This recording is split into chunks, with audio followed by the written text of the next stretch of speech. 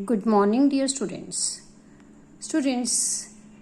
हमने मानवीय करुणा की दिव्य चमक पाठ आरंभ किया था। इस पाठ के लेखक सर्वेश्वर दयाल सक्सेना जी का लेखक परिचय भी हमने किया। अब हम इस पाठ का सारांश करेंगे। पाठ को पढ़ने से पूर्व हमें पता हो कि पाठ का मुख्य उद्देश्य क्या है। इस पाठ का मुख्य उद्देश्य उस व्यक्ति का चित्रण करना है। किस व्यक्ति का? जो भारतीय न होते हुए भी भारत की संस्कृति, सभ्यता, भाषा को आत्मसात जिसने किया, ऐसा व्यक्ति। कौन थे ये व्यक्ति? Father Bulcke. जो भारतीय न होते हुए भी उन्होंने भारत की सभ्यता, संस्कृति और भाषा के साथ अनन्य प्रेम दिखाया। जो व्यक्ति भी भारत की हिंदी भाषा का विरोध करता था या उसमें कोई आलोचना करता था, कटाक्ष करता था, उस व्यक्ति को इन्होंने अपने ढंग से उसे आलोचना करने से रोकते थे। ये मुख्य रूप से ये तीन बातें इस पाठ के माध्यम से हमें समझाई जा रही हैं। सर्वेश्वर दयाल सक्सेना जी द्वारा रचित संस्मरण फादर कामिल बुल्के के स्नेहित व्यक्तित्व को प्रकट किया गया इस पाठ में। और उन्होंने विदेशी होते हुए भी भारत की संस्कृति के अभिन्न अंग रहे। भारत को अपना देश कहा, हिंदी भाषा के उत्थान के लिए संघर्ष किया, राम कथा का शोध करना।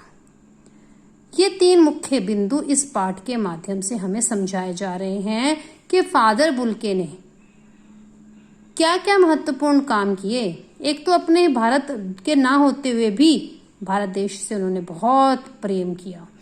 हिंदी भाषा के विकास के लिए, उत्थान के लिए भी प्रयास किए। राम कथा का शोध करा, उसमें उसको परिवर्तन किया, उसको और लैंग्वेजेस में भी इन्होंने बनाया। महत्वपूर्ण बातों की जानकारी देश की भावी पीढ़ी को देने के उद्देश्य से उन्होंने इस पाठ की रचना की। लेखक इस पाठ के द्वारा उन्हें श्रद्धांजलि भी देना चाहते हैं। श्रद्धांजलि क्योंकि ये जो पाठ है, ये लेखक फादर बुल्के को जानते थे और उनके साथ उनका बहुत अधिक लगाव भी था। अब उनकी मृत्यु हो गई तो लेखक उनको श्रद्धांजलि अर्पित कर रहे हैं इस पाठ के माध्यम से। बुल्के का भारत और भारतीय भाषा एवं संस्कृति से प्रेम ऐसे युवाओं के लिए उदाहरण भी है। स्टूडेंट्स, इस पाठ का सारांश के अंदर मुख्य बिंदुओं को हम अभी जानते हैं और इन्हीं पर हम प्रकाश डालेंगे। फादर बुल्के के निधन से लेखक का दुखी होना। जब फादर बुल्के का निधन हुआ, इससे लेखक बहुत अधिक दुखी हुए, बहुत अधिक मन से, क्योंकि उनको मन से बुल्के जी के साथ अटैचमेंट थी, लगाव था, प्रेम था। अब फादर का बुल्के का व्यक्तित्व, उनके व्यक्तित्व कैसा था, उनकी पर्सनैलिटी कैसी थी, इसके विषय में भी यहाँ पर बताया गया है। परिमल संस्था से जुड़ी यादें।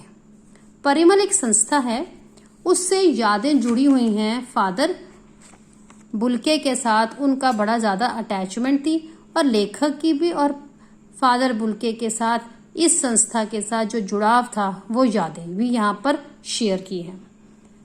आगे है बड़े भाई और पुरोहित के रूप में फादर। जो फादर बुल्के थे, जिस स्थान पर वो रहते थे, उन्होंने अपनी संस्था के साथ, जो परिमल संस्था के साथ जुड़े लोगों के साथ बहुत ही अधिक घनिष्ठ प्रेम था उनका। उन सबके साथ वह बड़े भाई और पुरोहित जिसे हम पंडित भी कहते हैं, उस रूप में भी फादर बुल्के उनके साथ पेश आते थे। सन्यासी का पारिवारिक परिचय। इस पाठ में सन्यासी का पारिवारिक परिचय भी बताया गया। फादर की कर्मभूमि भारत। इनका, ये जो बुल्के जी थे, इनकी अपनी तो भूमि भारत नहीं थी, इनकी जन्मभूमि तो और थी, लेकिन भारत के साथ इतने अधिक घनिष्ठ प्रेम होने की वजह से उन्होंने अपने भारत भूमि को ही कर्मभूमि बना लिया। बुल्के की मृत्यु और अंतिम संस्कार।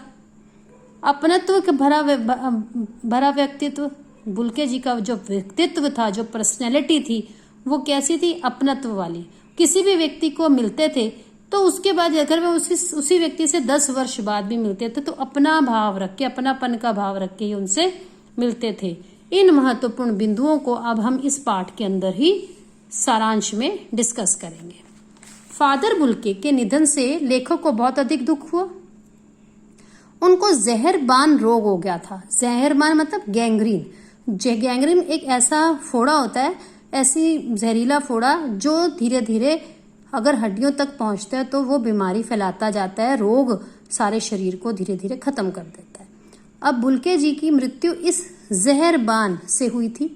लेखक इसी बात से बहुत दुखी था कि ईश्वर से पूछे कि जिसने सभी लोगों को सुख दिया, मिठास पहुंचाई, मधुरता दी, उस व्यक्ति को इतनी इस बीमारी से क्यों भगवान ने मारा, यह जहर क्यों दिया।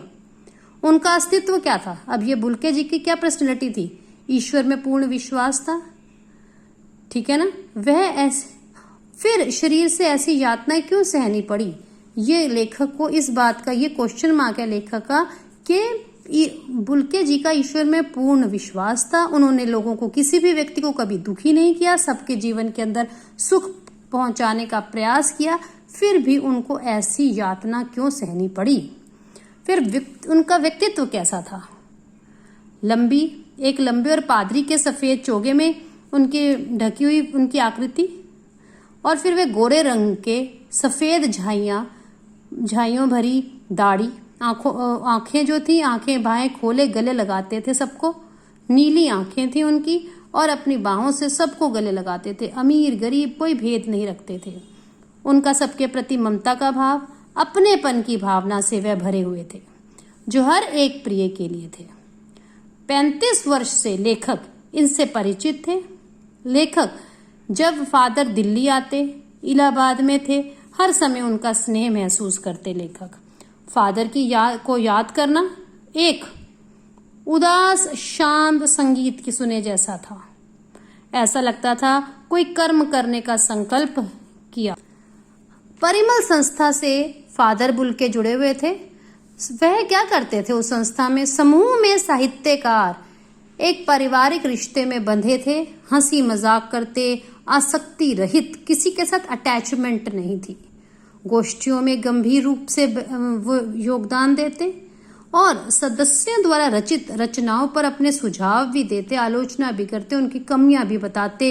ये काम कहाँ होते थे, परिमल संस्था में। बड़े भाई और पुरोहित के रूप में लेखक ने फादर बुल्के का योगदान भी बताया, उनका क्या सीन था, दृश्य भी प्रस्तुत किया। किसी भी सदस्य के घर उत्सव हो या कोई संस्कार हो, बच्चा पैदा हो रहा है, कोई यज्ञ हो रहा है, कुछ भी हो रहा है, तो फादर बुल्के वहां पर बड़े भाई की तरह, जिसे हम या पुरोहित की तरह आशीर्वाद देते। लेखक ने हमारे साथ एक घटना शेयर की कि बचपन के लेखक के जो बच्चे हुए, उनके मुंह में पहली बार अनाज डालने उनकी नीली आंखों की चमक में वात्सल्य तैरता नजर आया। ऐसा लगा, क्या लगा कि किसी ऊंचाई पर देवदार की छाया में खड़े हों। भाई वो ऐसे थे मानो सबको सुख पहुंचा रहे हों। इलाहाबाद की सड़कों पर उन्हें साइकिल चलाते देखा, कभी क्रोध नहीं करते देखा। ये उनकी क्वालिटीज थी, ये विशेषताएं हैं। और फिर जब भी देखा, जोश में देखा, ममता से भरा, अपनत्व से भरा, उनको लबालब पाया गया। सन्यासी का पारिवारिक परिचय, क्या परिचय है कि बेटा ये तो बेल्जियम में इंजीनियरिंग करके जब इनका इंजीनियरिंग का अंतिम वर्ष था, तो इन्होंने अपने पेरेंट्स को कहा कि मैं पढ़ाई करके मैं भारत जाना चाहता हूँ। बेल्जियम इनका जन्म स्थल। घर में इनके 2 भाई, 1 बहन, माता पिता। मन में हमेशा उनके माँ से उनको बहुत अधिक अटैचमेंट थी। माँ की चिट्ठियां भी आती रहती थी और अपने मित्र रघुवंश से वह इसके विषय में बात करते भी थे। उनके पिता व्यापारी थे, एक बड़ा भाई वह पादरी था, दूसरा भाई व्यापारी और परिवार भी था उसका। बहन जो बड़ी सख्त, बहन की क्या विशेषता थी, सख्त थी, जिद्दी थी। उसकी विवाह के लिए लेखक चिंतित भी थे और कई बार उन्हें बात करते हुए भी देखा मित्र के साथ। भारत में आने के बाद 2 या 3 बार वह अपने परिवार से मिलने अपनी जन्मस्थली बेल्जियम भी गए। उन्होंने अपने भारत को ही जन्मस्थली चुना।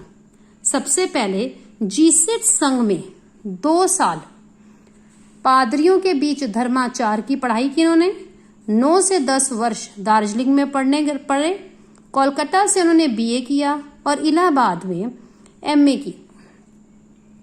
शोध प्रबंधन प्रयाग विश्वविद्यालय के हिंदी विभाग में 1950 में इन्होंने काम किया।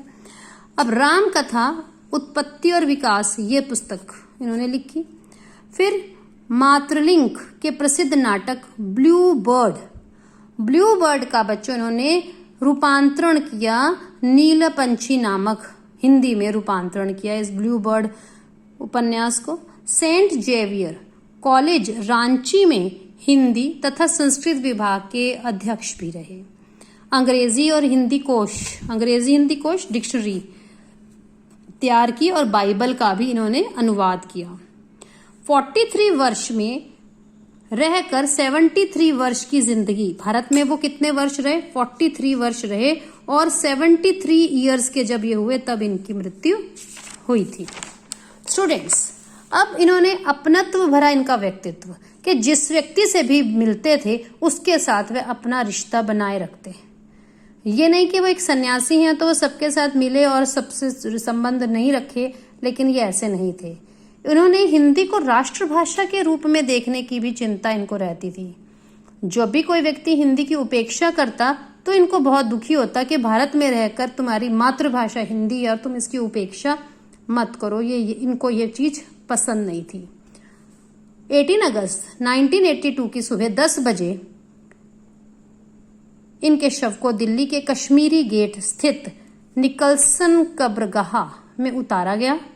कुछ पादरी इनके शव के साथ थे। डॉक्टर रघुवंश जो इनके मित्र थे, उनका बेटा, उनके परिवारजन उन्हें धरती की गोद में सुलाने के लिए गए।